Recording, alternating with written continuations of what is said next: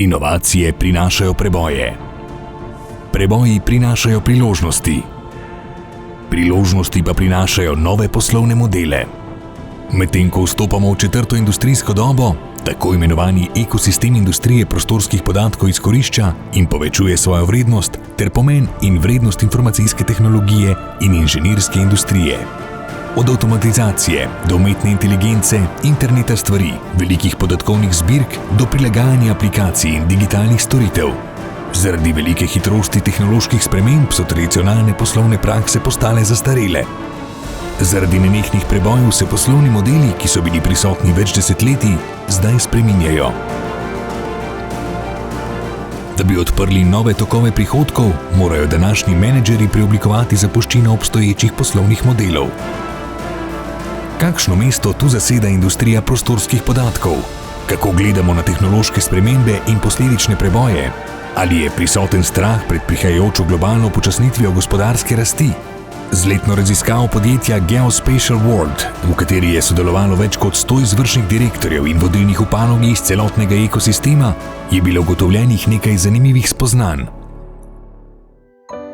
Tehnologija za upravljanje prostorskih podatkov širi svoje vrednostne verige z integracijo z glavnimi disciplinami. Zdi se, da je industrija, ki je nekoč s težavo sledila prebojem, zdaj v svoje središče postavila inovacije, ki so posledica takšnih prebojev. Predstavniki industrije prostorskih podatkov z vsega sveta so bili lani optimistični glede globalnega gospodarskega scenarija in rasti svojih organizacij.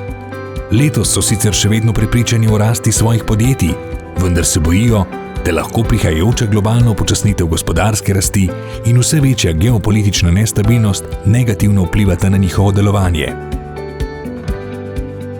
Velik del industrije danes verjame, da je bolje povzročiti preboj, kot čakati, da se zgodi. Eden največjih notranjih izzivov je tudi nezmožnost uvajanja inovacij. Zaradi grozeče nevarnosti svetovne gospodarske krize in nenehno spreminjajočega se poslovnega okolja se vodilni v panogi zavedajo, da morajo imeti na vodilnih položajih svoje najboljše kadre. Zato prestrukturirajo svoje vodstvene ekipe, da bi ostali na vrhu. Napredek v umetni inteligenci, zlasti strojnega in globalnega učenja, bo v veliki meri pripomogel k razumevanju velike količine podatkov, ki se zbirajo iz različnih virov.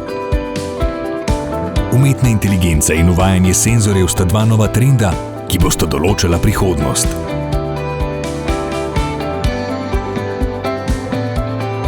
V nasprotju s splošnim prepričanjem, ki temelji na strahu, da bodo stroji prevzeli naloge, ki jih opravljajo ljudje, industrija meni, da bosta umetna inteligenca in avtomatizacija ustvarjali nova delovna mesta in ne odvzemali obstoječih.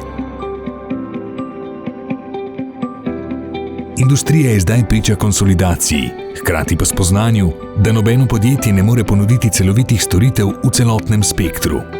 Partnerski model seveda postaja najprimernejši poslovni model.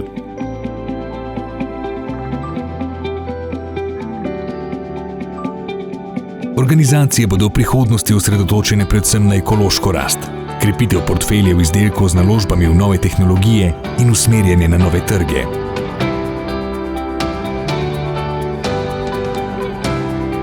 Vodilni v industriji soglasno menijo, da bodo rast v prihodnosti spodbujali novi uporabniški segmenti, kot so infrastruktura, logistika in maloprodaja.